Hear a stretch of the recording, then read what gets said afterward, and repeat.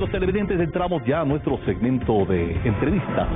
Tengo el gusto de contar con la presencia de la presidenta de la Comisión de Justicia de la Asamblea Nacional, la doctora Jimena Peña, de las filas de Alianza País. Quiero darle la cordial bienvenida. ¿Qué vienen de hacer en la comisión que usted preside? Hay unos vetos que estaban pendientes, entre ellos la ley del aborto, también los comicios sin sentencia y otros. A ver si le informamos al país lo que están haciendo. Bienvenida. Muy buenos días, Carlos. Un gusto poder acompañarles en esta mañana. Y como usted bien ha mencionado, la Comisión de Justicia se encuentra procesando dos vetos durante estos días. Está el veto a las reformas al Código Orgánico Integral Penal, dentro del cual se encuentran los artículos que usted menciona.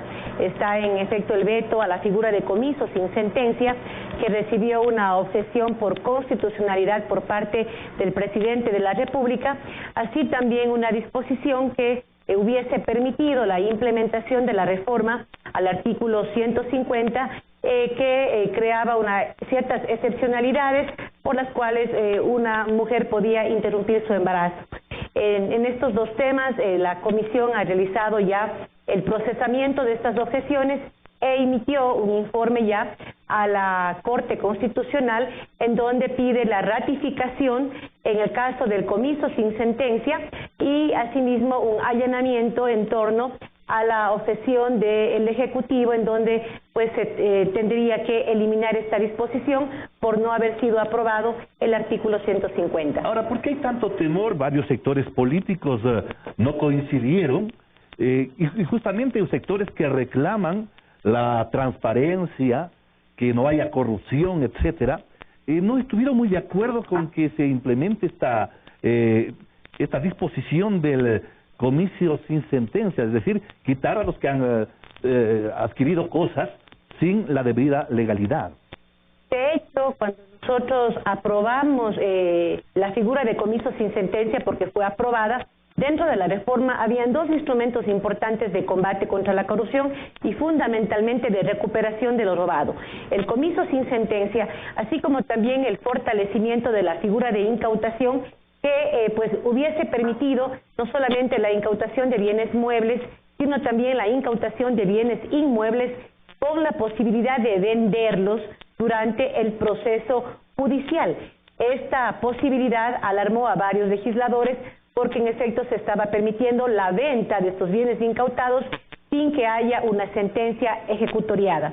En el caso del comiso sin sentencia, si bien también levantaba ciertas preocupaciones de constitucionalidad, la extinción del dominio de la propiedad se realizaba en una etapa del proceso posterior, es decir, la etapa de autollamamiento a juicio, cuando la persona se encontraba prófuga, luego de que haya sido pues emitida una convocatoria por 2 veces, y cumplidas todas estas condiciones, solamente ahí el juez podía ordenar el comiso sin sentencia.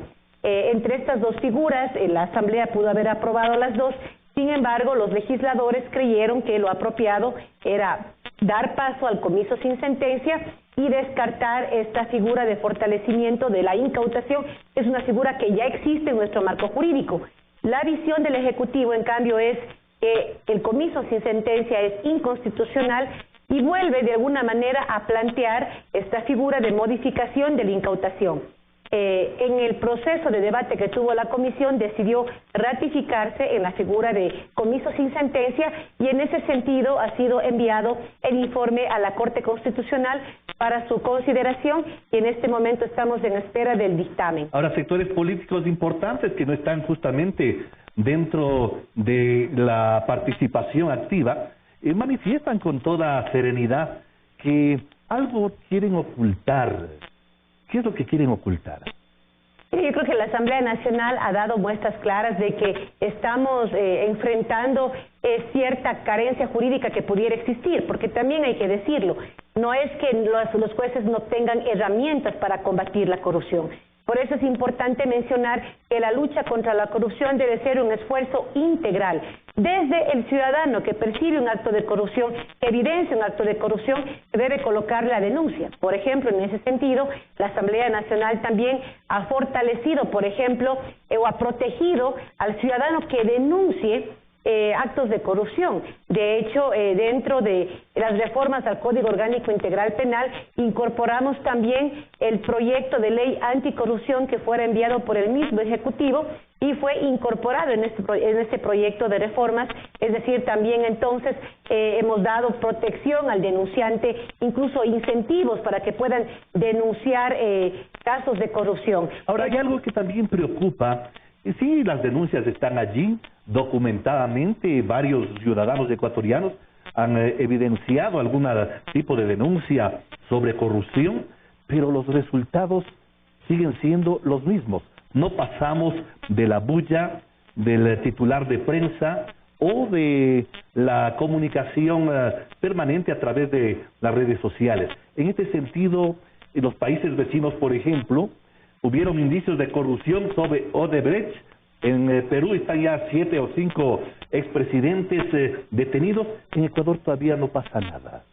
Por eso, Carlos, es que hemos mencionado que esta lucha contra la corrupción debe ser integral, involucrar a los ciudadanos, de parte de la Asamblea Nacional, fortalecer las normas pertinentes para que los administradores de justicia tengan las herramientas que corresponden para poder sancionar los actos de corrupción.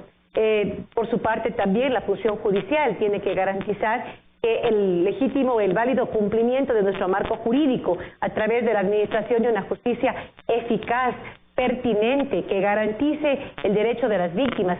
Todos estos enfoques la Asamblea Nacional los ha considerado durante este trabajo de proyectos de reforma al Código Orgánico Integral Penal, que si bien en efecto tenemos una arista de lucha contra la corrupción, esta reforma ha sido bastante amplia. Hablamos también de precautelar los derechos de nuestros niños, niñas y adolescentes, de proteger a las mujeres contra la violencia, de dar herramientas a la Policía Nacional también para que a través de un artículo que defina concretamente qué es el deber legal, a través de incorporar la parte de, por ejemplo, el uso debido de la fuerza dentro del COESCOP, que es el código que regula todas las entidades de seguridad. Es decir, esta reforma ha sido bastante integral y la Asamblea decidió ponerse del lado del ciudadano. Hemos fortalecido también el marco jurídico con el fin de garantizar el derecho a la víctima, por ejemplo, a fortalecer la impunidad y sobre todo mandarle un mensaje claro a la delincuencia. Que las leyes que en esta Asamblea Nacional se aprueben irán en efecto a fortalecer las penas de aquellos delitos que realmente causan conmoción social y que deben ser sancionados con todo el rigor de la ley. Dentro de las varias leyes que ustedes están aprobando, la reforma al COIP, los ciudadanos que son agredidos, a veces en defensa propia, actúan y son los que primero van a la cárcel. Y los derechos humanos están de favor del delincuente o del que atentó contra la vida o los bienes. En este sentido, ¿qué normas ustedes piensan darle para que no sea solo la ley muerta, escrita en papel, sino que sea la vivencia diaria, el sentir ciudadano de que hay una ley que me protege y hay instituciones que también le protegen al ciudadano? Insisto, la Asamblea Nacional ha sido sensible a este sentir ciudadano. Por ejemplo, uno de los artículos que fue vetado por parte del Ejecutivo se refiere, por ejemplo, al régimen semiabierto y abierto, que da la posibilidad a que personas que hayan violado, a personas que hayan asesinado, por ejemplo, puedan salir de la cárcel cumpliendo apenas el 60% de la pena, luego con cierto régimen que les permite cumplir el resto de la pena fuera de prisión. En ese sentido, por ejemplo, la Comisión, precisamente para dar una muestra de lucha contra estos actos, lo que decidió fue ratificarse en esos artículos, es decir, que en estos delitos que causan conmoción social, que atentan contra la vida, la persona que sea sentenciada tenga que cumplir toda su pena en prisión, sin que eso, por supuesto, signifique que no deba rehabilitarse, pero es importante que este proceso se dé durante el cumplimiento de la pena. Precisamente porque hemos visto el clamor de la ciudadanía que ve que a veces es agredida y que lastimosamente la administración de la justicia tiende a veces, como usted bien dice, a velar por los derechos del delincuente y no necesariamente por los derechos de la víctima. Creo que la Asamblea ha hecho un gran esfuerzo para equilibrar esta visión y para darle las herramientas jurídicas a los administradores de justicia para que sí hagan justicia, velen de los derechos no solamente de la persona que está siendo procesada, sino también por los derechos de la víctima, del ciudadano que está siendo agredido por estos delincuentes. Aprovechemos y vamos a robarle un minuto a producción, consultarle a la asambleísta Jimena Peña qué es lo que está pasando con la ley económica con el carácter de urgente. Hay sectores que no se ponen de acuerdo, inclusive en el mismo bloque de Alianza País, unos manifiestan que es necesario separarlo, los temas.